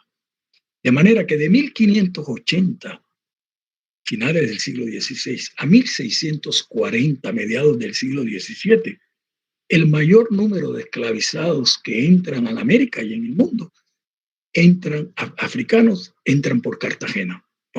Y eso hizo, ojo, eso hizo que Cartagena, antes que La Habana, antes que Haití, antes que Kingston, en fin, Cartagena fuera la primera ciudad del continente en tener una mayoría preponderante de población africana. Y así fue, por lo menos así fue, hasta 1620, 1630. Eso es bien importante tenerlo presente, bien importante, para la reflexión que queremos construir sobre todo este Caribe. Porque si el sustrato humano del Caribe y de toda su cultura es la población africana, como en efecto lo es, claro, intensamente mezclada luego con otras, en fin, entonces nosotros tuvimos una sociedad esclavista con una preponderancia de africanos, primero que todo el mundo. Ahora, nunca tuvimos después las grandes cantidades que tuvo Haití o que tuvo Cuba, porque después de 1650 Cartagena se desplomó. No voy a contarles ahora esa historia porque es larga, y ya no volvió a ser importante nunca más. Y a partir de 1650 empezó a crecer el Caribe insular. Bueno, yo no sé si me faltan muchas cosas, ¿verdad? Hablarles de cuán diverso es, ya se los dije, en materia de idiomas, el Caribe, ¿verdad? Ahí se hablan N número de idiomas. Cuán diversa es la población. Ahí están los hindúes. En Surinam hay gente de Indonesia. Llegaron migraciones de China. En fin, todo lo que ustedes quieran. Todos los sistemas políticos están allí en el Caribe. Todos se han experimentado, todos, sin excepción. Allí en el Caribe. Todos los sistemas políticos modernos. La monarquía, la cosa esta puertorriqueña del Estado Libre Asociado, que uno no sabe finalmente qué es, países que son políticamente independientes, como Jamaica, pero que siguen teniendo de reina y de jefa de Estado a Inglaterra, ¿verdad? Y hay un día al año donde hay una gran ceremonia, invitan a los embajadores y el gobernador de la isla, que lo pone la reina, coge una copa y dice... larga vida a la reina Isabel, ¿no? Pero el que manda es el primer ministro, que es finalmente jamaicano. Y ahí van a encontrar ustedes, bueno, Cuba, la Cuba socialista, ¿verdad? Van a encontrar ustedes una tremenda diversidad política. Y hoy, pues, todos los problemas, todas las cosas terribles, el impacto climático, ¿verdad? Que amenaza al Caribe, los grandes huracanes que lo acaba de vivir San Andrés y Providencia y Santa Catalina, ¿verdad? El terrible problema con la erosión costera, terrible problema con los corales, en fin, hoy el Caribe, la industria turística, que es la industria que domina hoy el Caribe, amenazada por esta pandemia, en una situación muy delicada, etcétera, etcétera, etcétera. Bueno, creo que hemos hecho un viaje interesante. Voy a terminar diciéndoles que, bueno, una cosa es oír hablar del Caribe y otra venir al Caribe. Entonces, ojalá y esto les sirva para que se animen y al menos los que no han venido al Caribe colombiano, pues se vengan para Cartagena, para Santa Marta, se vengan para San Andrés y disfruten esta plenitud de la alegría que a pesar de todos los problemas, los caribeños mantenemos y Dios quiera y los mantenemos y los mantengamos hasta que la bolita del mundo desaparezca. Muchas gracias. Muchas gracias, profesor Alfonso Múnera. Qué alegría escucharlo. Ha sido una gran ilustración de lo que es esta riqueza del Caribe. Así que Bueno, yo quiero invitar a los estudiantes a formular sus preguntas. El profesor Alfonso, pues no, desafortunadamente tiene que retirarse un poco temprano, pero entonces vamos a aprovechar su presencia. Tenemos tiempo, tenemos algo de tiempo. Tenemos tiempito. Pequeño tiempo, pero tenemos. Entonces les invito a levantar su manito, la manito de ahí del Google Meet, y les damos la palabra. Cualquier inquietud o comentarios alrededor del chat. También entiendo que de pronto por YouTube hay algunas preguntas, comentarios. Siéntanse libres, tranquilos, aclaraciones, lo que deseen. Les escuchamos.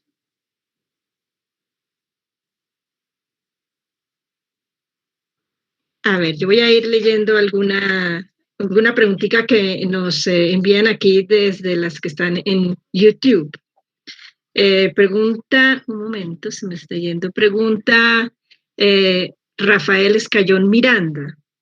Somos milenarios como Caramairí, pero nos llamamos desde la llegada de Juan de la Cosa en 1504 con el nombre de Cartagena. El caso de Pedro de Heredia es un distractivo. La historia está mal contada por Lemaitre.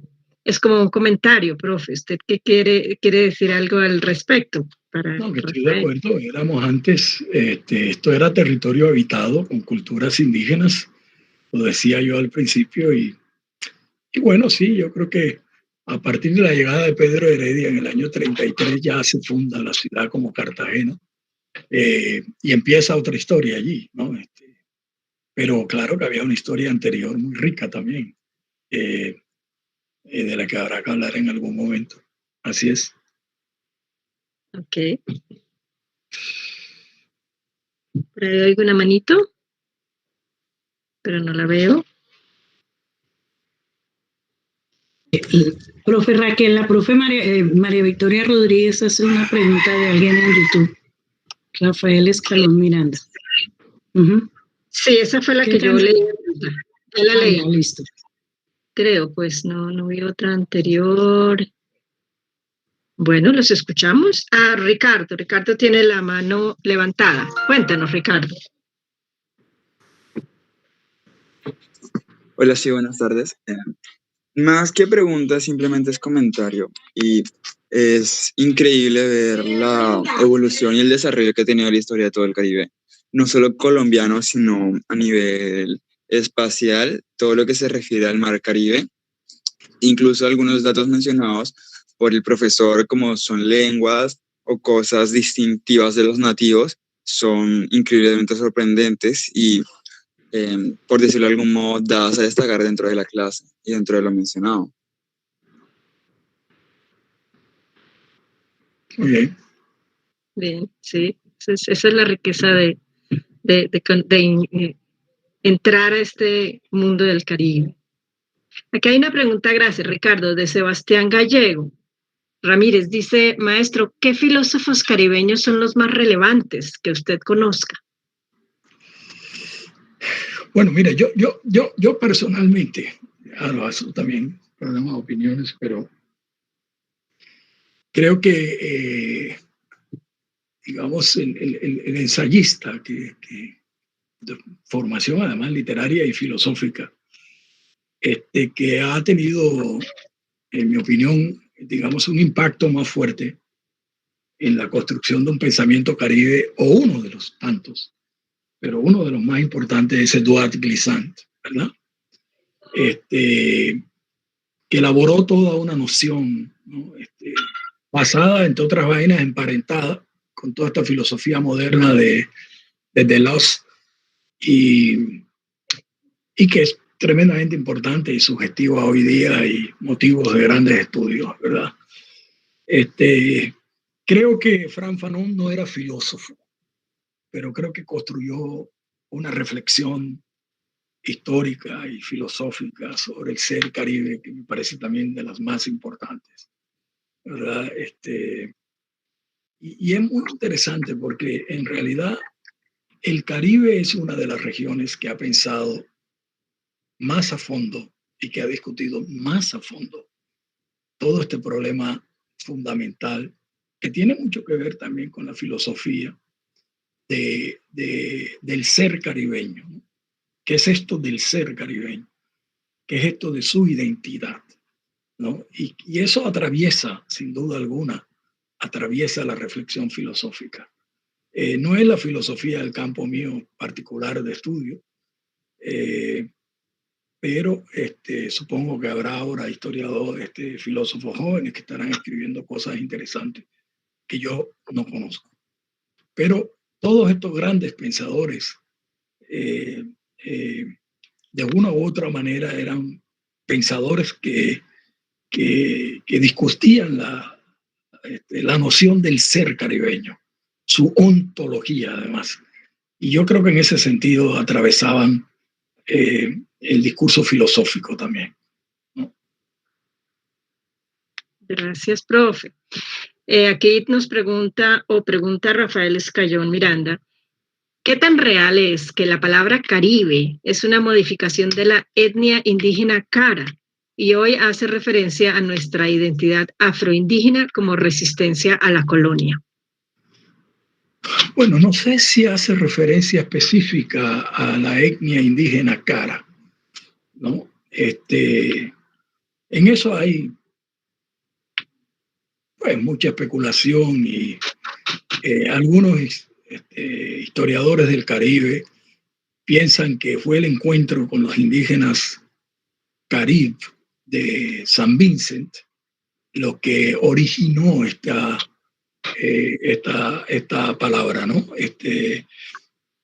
Otros piensan que fue la acepción que los españoles le dieron a la noción de indígenas caníbales porque se oponían a ellos y no los podían controlar, la que derivó hacia una especie de sinonimia allí, de sinónimos Caribe y caníbal. Y otros también hablan de que en Cartagena, bueno, los españoles empezaron a utilizar esos términos también para definir ese sentido que para ellos tenían esos pueblos indígenas indómitos, incontrolables, guerreros, etc. Pero todas esas acepciones son posibles. Natalia Alzate, ¿alzaste la mano? Señora, hace un ratico. Yo quería comentarle justamente al profe Alonso que le escuché muchos nombres súper interesantes de Nobels que ha tenido el Caribe, pero también yo me gustaría saber qué opina acerca de las mujeres que han sido icónicas, que han sido parte de toda esta tradición caribeña, que ha llegado incluso hasta Bogotá, como digamos las cantadoras o las bailadoras. Me gustaría como ver qué tiene para decirnos respecto a eso. Bueno, tienes toda la razón en primer lugar, ¿verdad? Lo que pasa es que, vamos a ver, es que 45 minutos son muy poco para hablar de tantas cosas. Empecemos por ahí, ¿verdad? Y segundo, pues claro, tú has hecho lo que haría mi hija, ¿no? Recordarme que no solo hay machos en la tierra, ¿no? Que hay mujeres y que fueron importantísimas en la historia. Tú sabes, por ejemplo, que no sabemos nada de ella, pero en los primeros años de la rebeldía, que no toqué el tema, por ejemplo, de la rebeldía, de los cimarrones, pero en esos primeros años de la rebeldía hubo una líder de nombre Leonor, y solo se la menciona en Cartagena cuando se rebelaban. Entonces, claro, todo el mundo habla de Bencos Biojó, ¿no? Nadie habla de Leonor, pero tampoco sabemos mayor cosa, como también mucho de lo que se dice de Bencos es más la imaginación que otra cosa, de modo que tenemos que también empezar a construir esa historia. Ahora, cuando tú decías, por ejemplo, yo estaba pensando cuando tú estabas hablando, yo estaba pensando en una mujer en Cartagena que se llamó Estefanía Caicedo, ¿verdad? Estefanía Caicedo fue una de las grandes sacerdotisas de la música negra colombiana. Y ella fue la maestra de Totola Momposina y de mucha gente que se formó con ella. Pues esa mujer murió en el abandono más absoluto, ¿verdad? En un barrio muy pobre, en una carencia de todo, ¿no? En una carencia de todo. Pero así, bueno, tú has dado en el clavo, pero además, no solo música, mira, hay unas grandes escritoras en el Caribe, extraordinarias. Estando en Trinidad leí una novela que me encantó, una novela que se llama La mujer de la bicicleta verde, ¿no? Una novela preciosa que tiene un trasfondo de toda la cosa de Eric Williams. Yo la he traducido el nombre, pero el nombre es en inglés, The Woman on the Green Bicycle, algo así. Es preciosa novela, es una autora contemporánea.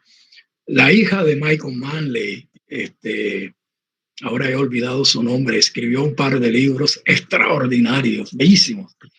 Uno muy autobiográfico y otro más novela, ¿no?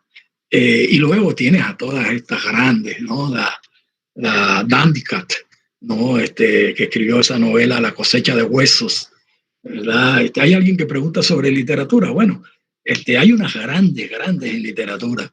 La Dandy Cat escribió ese precioso libro Cosecha de huesos que relata la matanza basado en la matanza de los haitianos en la frontera cuando el dictador Trujillo mandó a matar a los haitianos y se dice que mataron más de 30,000. Es una novela bellísima. Y tiene un libro de cuentos extraordinario que se llama algo así como, yo no sé por qué le gusta a ella tanto la palabra huesos, se llama creo que rompehuesos o algo así.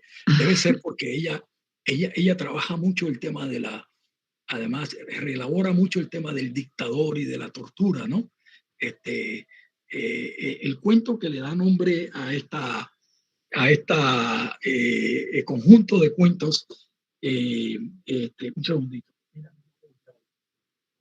que me están llamando, pero estoy muy interesado en esta conversación. El conjunto de cuentos que le da el nombre, el rompehuesos, creo que se llama, es un cuento precioso, ¿no? El cuento de una niña que hace un viaje con su padre. Están en los Estados Unidos, son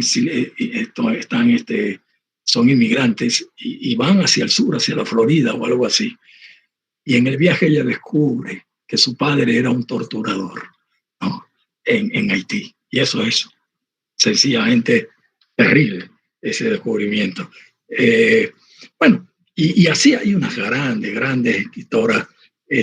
Jamaica Kincaid, otra gran escritora viva, ¿no? Que ha escrito cosas bellísimas también sobre el Caribe. Jamaica Kincaid es si no estoy mal, de Antigua. De manera que no, y seguramente hay grandes científicas. Hay una gran historiadora que se llama Viren Shepherd, de las grandes historiadoras del Caribe, de las grandes, pues, extraordinarias.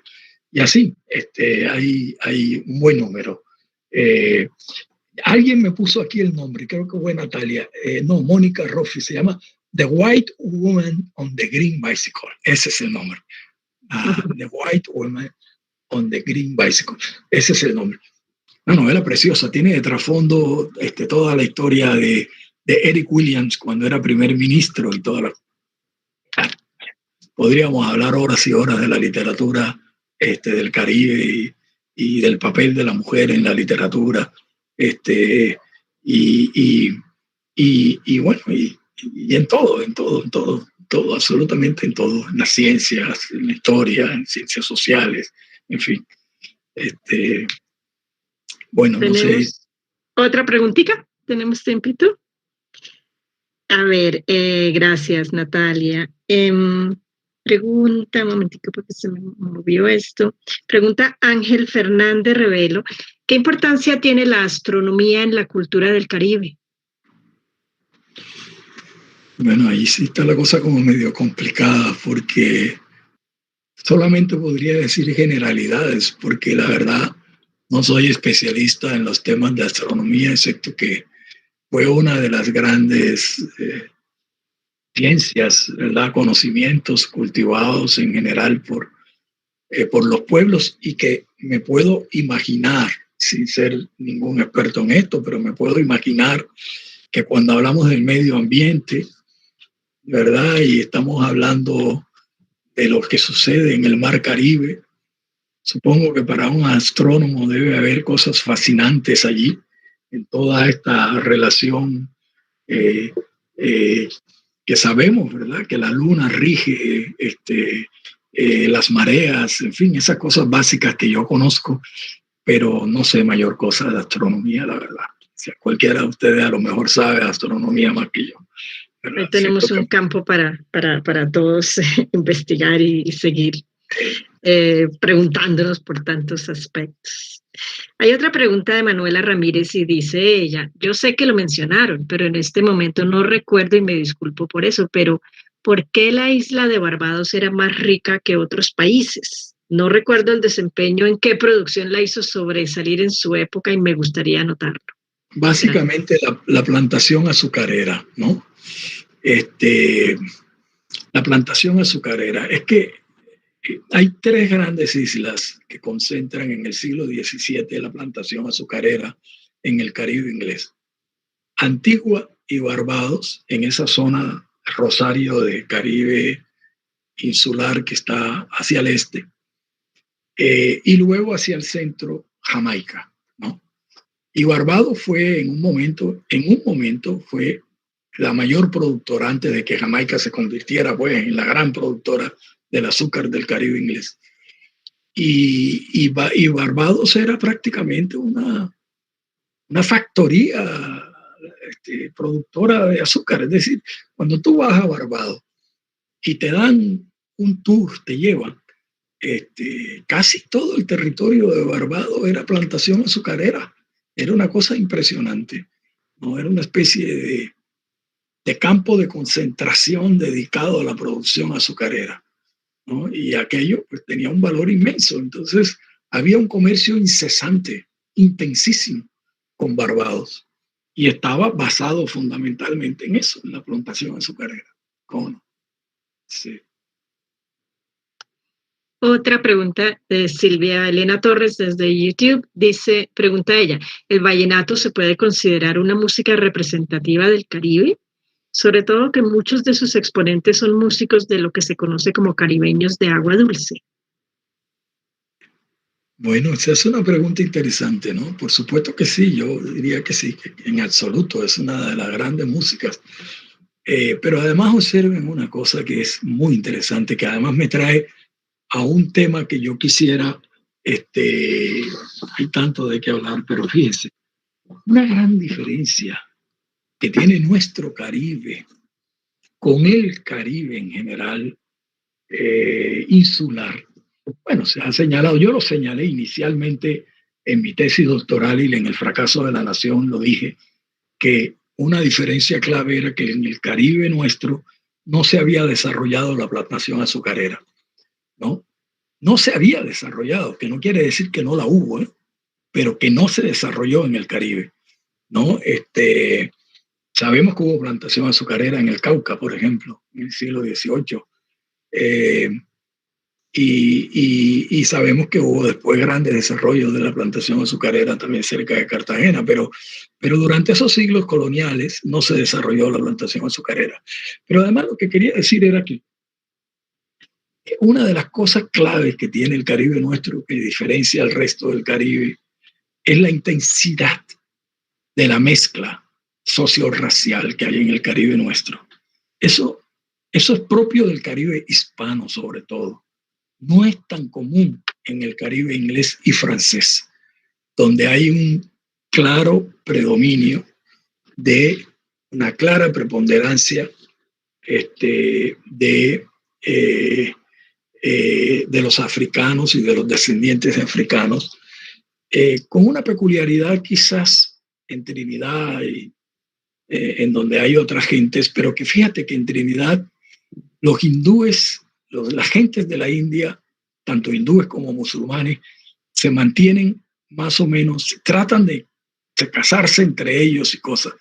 Y los afros también hacen lo mismo, de manera que se ha ido mezclando muy lentamente. En cambio, el Caribe nuestro es intensamente mezclado, prácticamente desde el siglo XVIII. No es que no hubiera afros, negros, indígenas, los había y en cantidades, pero hay una intensa mezcla más fuerte que en otras regiones. Y el vallenato es producto de esa mezcla, es producto de esa mezcla. Por eso en el vallenato, así como hay un Alejo Durán, que es un cantante negro, hay un Alfredo Gutiérrez, que es un cantante de claro origen indígena, ¿verdad? Y así sucesivamente. Y es música de tierra adentro, es música del interior del Caribe, ¿no? Es la música de la región de Valledupar, pero no solo de Valledupar, de la sabana de Bolívar, ¿no? La Maca Grande de la sabana de Bolívar, ¿no? Andrés Landero, es música de Sincelejo, ¿no? Alfredo Gutiérrez, uno de los grandes, ¿verdad? Es una música repartida en toda la costa, el vallenato, y es hoy una de nuestras músicas nacionales con las que la gente nos identifica. A mí me pasó, cuando llegué a los Estados Unidos, me invitaron unos amigos mexicanos a una fiesta. Y entonces vamos a oír cumbia, decían. Y entonces pusieron la cumbia, y la cumbia era una especie de vallenato, o de una derivación del vallenato cartagenero, que era la Sonora Dinamita, que era más bien como una especie de guaracha o algo así, ¿no? Y entonces, y después puso unos vallenatos y tal. Y yo me le acerqué y le dije, ¿tú por qué llamas esto cumbia? Y me dijo, porque es que esta música mexicana nuestra se llama cumbia. Y yo le dije, ¿desde cuándo esta música mexicana? Esto que tú estás oyendo, esa Sonora Dinamita. Lucho es cartagenero, creció ahí cerca de mi casa. Y ella me decía, mentira, mentira. Le digo, pues sí, sí, sí, ¿no? Y así tú vas a Honduras, vas a Panamá, vas a Costa Rica, vas a todos estos países y oyes la música vallenata, ¿verdad? Que ha tenido un gran desarrollo que a mí me encanta, dicho sea de paso, tanto como la salsa, ¿no? Son dos cosas distintas, pero ambas me gustan muchísimo. Así es. Bueno, aquí hay otra pregunta. Vamos terminando. Vamos terminando. Bueno, pues yo le voy a leer varias preguntas de pronto, pues no necesariamente relacionadas, pero para que, no sé, porque pues quisiera poderlas abordar todas, pero pues ni modo. A ver, tengo aquí. ¿Cuál considera usted que es actualmente el peor enemigo o la mayor amenaza del Caribe colombiano? Pregunta María Isabel Cuartas. Esa es una pregunta. Otra, de pronto, de María Alejandra Arellano, ¿cómo describiría el tema de la violencia colombiana dentro de la región Caribe? Son muy amplias las preguntas, claro está. Y esta de Joyce Jocelyn, pregunta Jocelyn Arteta Pumir, ¿qué solución daría usted para la conservación de las culturas del Caribe? Y lógicamente hay otras, una muy precisa sobre, que, perdón, la realiza, perdón, es que esto se me va muy rápido, María Victoria Vázquez. Perdón, la envía de YouTube Juan Manuel Carvajal Lino. Excelente presentación. Tendría una pregunta. Aquel hombre culturalmente rico, pero no más tranquilo como sería Florentino Ariza, sería un estereotipo caribe típico, pero olvidado. Y cierro ahí porque hay más preguntas, pero no sé. Estas preguntas dan para otra conferencia. Yo sé, si algunas son muy profundas, pero bueno, usted dirá. Voy rápidamente a decir algunas cosas muy rápidas, y me perdona, pero bueno, el peor enemigo depende de cómo lo mires, pero si yo lo miro así de pronto, me oigo la pregunta y lo que me viene a la mente, ¿verdad? Mira, yo creo que tenemos un enemigo fundamental. Nosotros nos quejamos mucho del centralismo y tenemos razones para quejarnos, pero también deberíamos empezar a quejarnos muy fuertemente de nuestra clase política. Creo que es bastante culpable del desastre social que es la costa caribe colombiana, de la pobreza, de la miseria tan enorme y del abandono tan grande y de la pervivencia, dicho sea de paso, de un racismo bastante brutal que todavía se vive en la costa caribe colombiana. Creo que la clase política tiene mucha culpa en todo esto, ¿verdad? Y creo que es una de las cosas que tenemos que transformar, que tenemos que cambiar. Si queremos realmente cambiar, ¿verdad? Y mejorar. Y el gran peligro es que sigamos consolidando las estructuras políticas, que dicho sea de paso, algunas, lo sabemos hoy perfectamente, se construyeron recientemente basadas en lógicas brutales y violentas, ¿verdad? Con el paramilitarismo y toda esta cosa. Y el tráfico de drogas, etcétera, etcétera. Bueno, la violencia pues ha sido una de las regiones en donde la violencia en los últimos 50 años ha sido más terrible, sobre todo la violencia que se desencadenó de los años 90 para acá. Vamos, en los últimos 30 años, la violencia paramilitar en los Montes de María fue una cosa espantosa, terrible. Yo podría hablar mucho sobre esto porque acompañé todo el proceso del laboratorio de los Montes de María y estuve por allí oyendo muchas historias. Eso fue una cosa impresionante. Pero ojo, voy a decir esto: violencia hay en el Caribe colombiano como en toda Colombia desde su fundación. Este es un país caracterizado por la violencia. Las guerras civiles del siglo XIX y del siglo XX, la violencia no arrancó, como algunos creen, con la muerte de Gaitán. Eso es mentira. Violencia ha habido en este país cíclicamente porque ha sido un instrumento para controlar a los sectores populares. Y han sido los sectores populares los que han padecido la violencia. La gente a veces piensa que la violencia se concentró en el Tolima, en Antioquia, y además había un viejo mito que decía que no, en el Caribe colombiano no hubo violencia. Pues claro que hubo violencia. Y además distintos tipos de violencia que han padecido sobre todo los campesinos en el campo. La conservación de las culturas. Bueno, las culturas son dinámicas. Los pueblos hacen con las culturas de ellos lo que quieren, ¿verdad? Y las desarrollan, no sé si la palabra desarrollo valga la pena, las transforman, las cambian. Y así es. Una vez le dijeron a García Márquez, que además dijo que 100 años de soledad era un gran vallenato, un largo vallenato. Y una vez le dijeron que cómo le parecía a él toda esta deformación que había traído al vallenato Aníbal Velázquez. Y García Márquez dijo: hombre, en la música no hay deformaciones.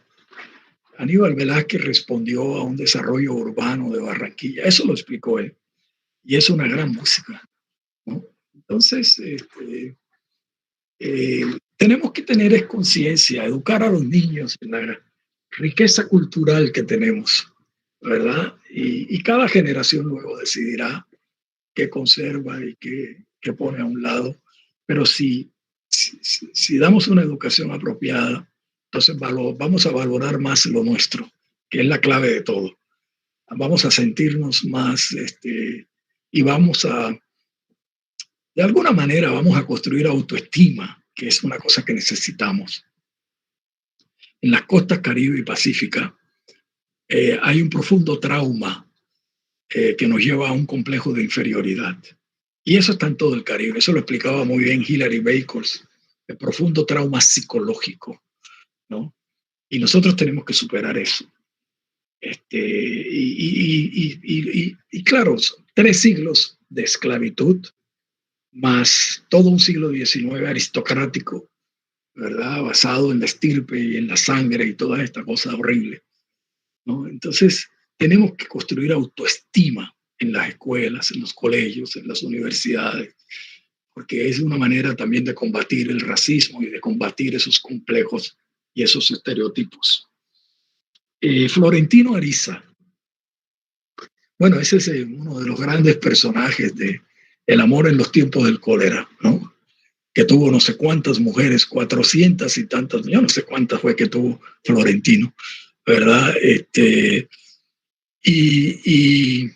Pero Florentino en realidad es un personaje romántico, ¿no? Y es el que le permite a García Márquez construir esa relación al final con Fermina Daza, ¿verdad? Y montarlos en el buque, ¿no? En ese amor eterno de dos señores mayores, no viejos, mayores, ¿no? Que además es bellísimo, porque esa novela me encanta, porque es que esa novela es un canto al amor. Es decir, ¿quién ha dicho que porque uno tenga 70, 80 años deja de amar? Mentiras, ¿no? Ama tan intensamente como cuando tenía 18 años. Puede que el cuerpo no sea tan enérgico, pero el alma sigue intacta, y el corazón sigue intacto, y la imaginación sigue intacta. Y eso es lo que tiene de bello ese personaje, fuera de otras cosas que aparecen allí que no vale la pena. Bueno, yo creo que aquí terminamos, porque yo tengo ahí un compromiso Claro que sí, profe. Le agradecemos muchísimo, le han agradecido aquí por el chat sus respuestas también. Siento mucho que no pueda tomar todas las preguntas, lógicamente, pero precisamente es bueno que queden allí para pues una elaboración futura. Profesor, muchísimas gracias. Lo digo en nombre de todos los participantes aquí y en YouTube.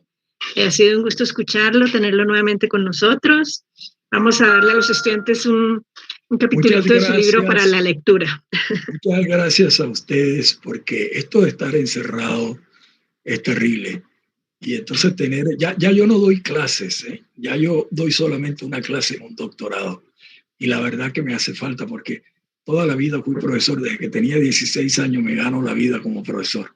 Y entonces estos momentos son para mí estupendos. Yo me divierto mucho con estas cosas.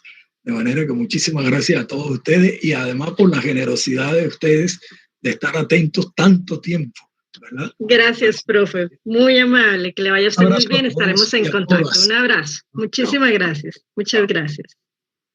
Bueno, entonces agradecemos mucho entonces al profesor su participación.